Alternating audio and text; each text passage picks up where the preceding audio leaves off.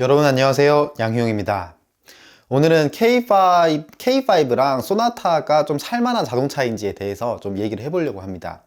왜냐면 요즘 K5랑 소나타가 안 팔리지 않냐, 재고가 많이 쌓여 있다던데, 아니면 할인한다던데, 이런 얘기를 하시는 분들이 있어서 또 주제로 가져와 봤습니다. 무슨 말이 하고 싶은 거냐면, 요즘 찾으시는 분들이 소나타랑 K5가 요즘 안 팔린다던데, 그러면은 차가 뭐 별로여서 안 팔리는 거냐, 아니면은 할인이 진짜 좀 많이 하는 거냐, 아니면 할인 안 하고 있는데 사면은 그러면은 좀 이상한 거냐, 이런 거를 물어보시는 분들이 있어서 만들게 되었고요. 일단은 중형차, 이제 한국을 대표하는 소나타 K5가 이런 입지가 된 게 조금 좀 신기하기도 합니다. 한때는 제일 잘 나갔던 차종들인데 지금은 약간 중간에서 애매한 포지션이 돼버렸어요. 아반떼가 옛날보다 자동차의 완성도가 너무 높아지고, 그리고 차체도 상당히 커져서 좀 이렇게 4명 이렇게 여러 명을 타도 좀 충분히 소화해내는 불편하지 않은 차가 되어버린 것도 있고, 그랜저도 또 차가 더 커지고 더 좋아지면서 K5 소나타 살 돈이면 조금만 보태면 그랜저도 갈 수 있는데 하는 거를 요즘 분들이 다 잘 알고 계시잖아요.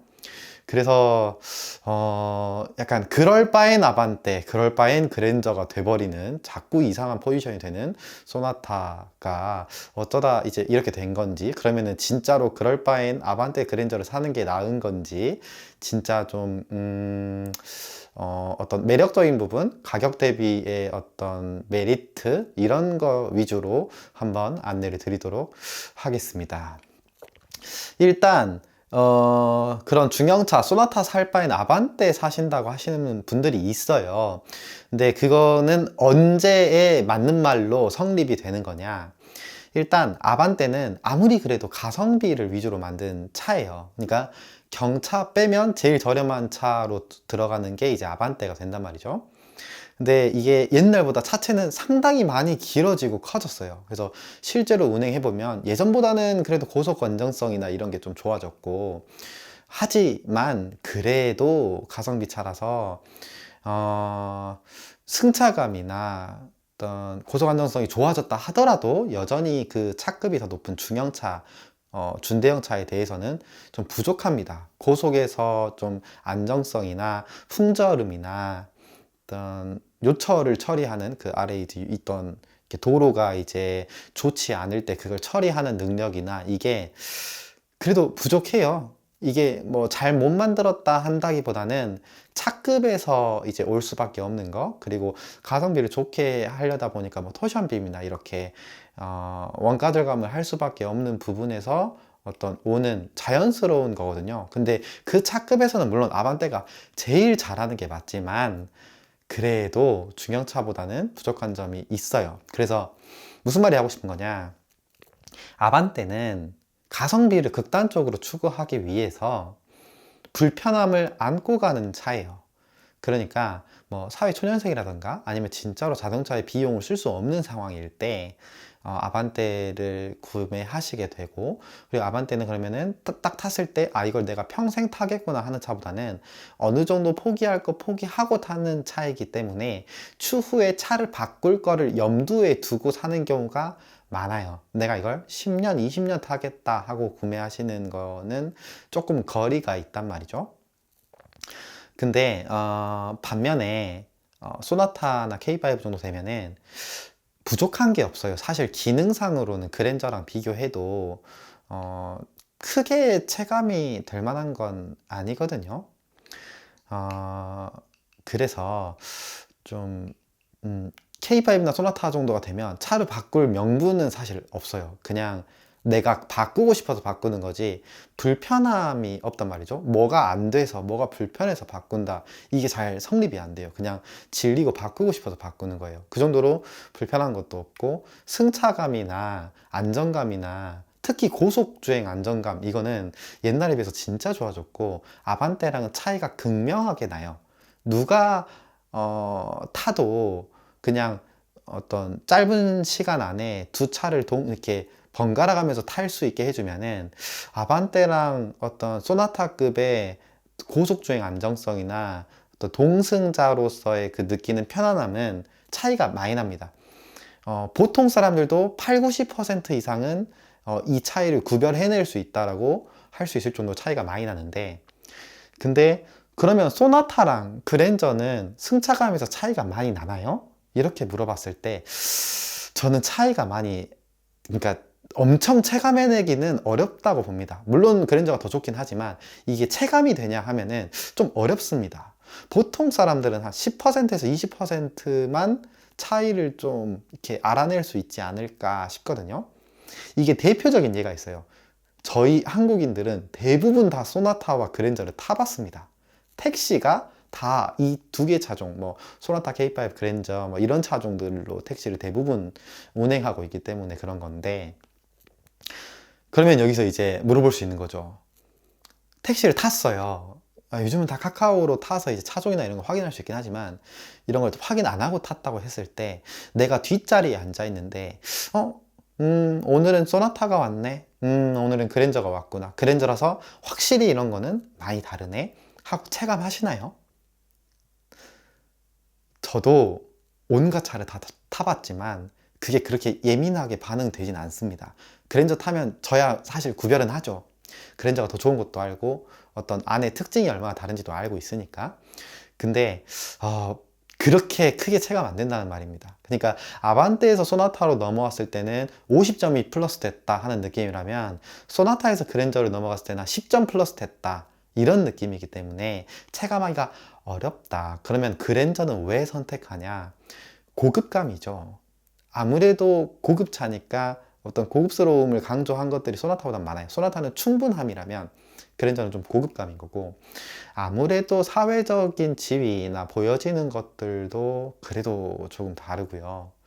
어떤 차체가 더 커지면서 오는 안정감도 있고 하지만, 이거는 조금 더 부가적인 요소라고 보는 게 맞는 것 같아요. 더 좋은 거, 진짜로 그냥 좋은 거를 추구하는 거죠. 이런 거다 보니까 요즘은 어떤 소비 패턴이 대부분 양극화가 되는 거라서, 아반떼 타다가 모으고 모아서 좀 버티다가 나중에 그랜저, 제네시스로 가야겠다, 뭐 아니면 독일차까지 가야겠다, 뭐 이렇게 하시는 분들이 있는가 하면, 나는 차에 뭐 그렇게까지 관심이 있진 않고 그냥 한 번 타면 5년, 10년 진짜 오래 탈 것 같고 15년 이렇게 탈 것 같고 그냥 끝까지 갈 것 같다, 그런 분들이 K5 소나타를 찾게 되는 것 같아요. 오히려 차 관심 있고 좋아하고 되게 뭔가 이렇게 많이 찾아보고 이런 분들은 아반떼 그랜저 찾는 것 같고, K5 소나타는 되게 적당한 거, 진짜 여러모로 육각형을 찾으시는 분들이 찾는 것 같아요.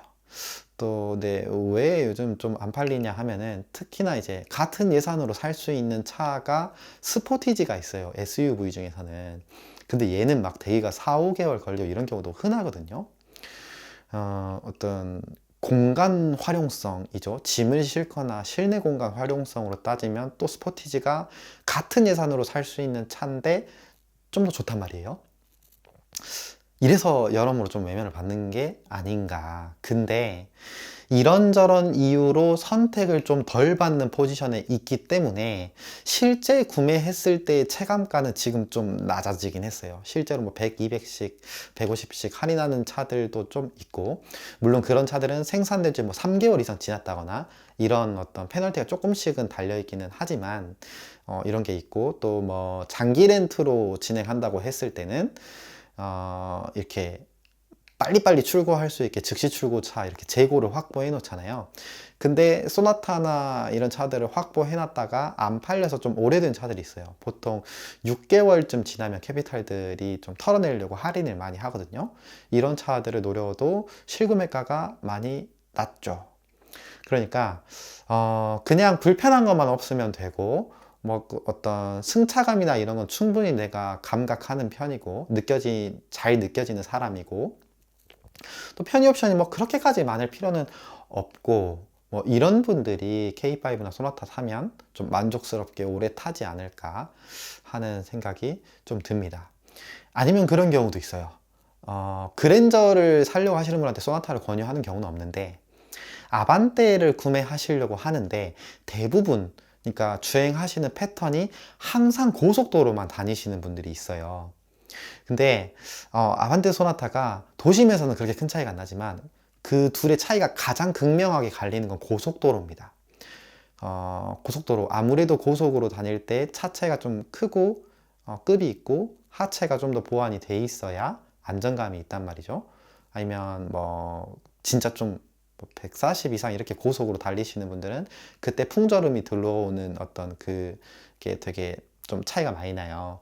이런 게 뭐가 그렇게 중요하냐 하면은 운전자의 피로감이나 동승자의 불안한 정도가 확 줄어들어요.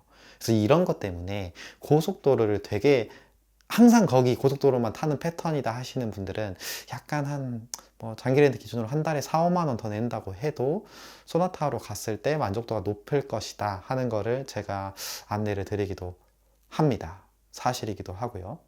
그래서 정리하자면 이렇습니다. 내가 가성비만 추구하고 불편해도 조금 아낄 거고 비용을 많이 안 쓰고 싶고 그렇다 하면 이제 아반떼로 가는 거고, 뭐 이럴 거면 옵션을 좀 줄이는 게 낫겠죠. 그러면 바꾸는 것을 목표로 가는 거니까요. 뭔가 이제 그냥 불편한 것만 없으면 되고 뭐 차급은 적당히도 된다 하면 이제 소나타 K5급이고, 그랜저부터는 이제 고급차니까 어떤 프리미엄을 좀 누리고 싶고 안락한 걸 추구하고 뭐 동승자도 조금 더 대접해주는 느낌을 이제 좀 주고 싶고 그렇다고 하면 이제 그랜저로 가는 게 좋겠죠. 네. 안 팔릴 만한 차라서 안 팔리는 게 아니라 요즘 시대의 흐름에 조금 뒤처지는 것 같아요. 근데 그래서 인기가 없는 거는 사실이고, 그렇기 때문에 외면받는 차가 되면 그때는 실구매가가 낮아지기 때문에 노려볼만 하다. 이게 좀 오늘의 정리가 되는 거죠. 하고 싶은 말은 다 한 것 같습니다. 오늘은 이만 영상을 마치겠습니다. 감사합니다.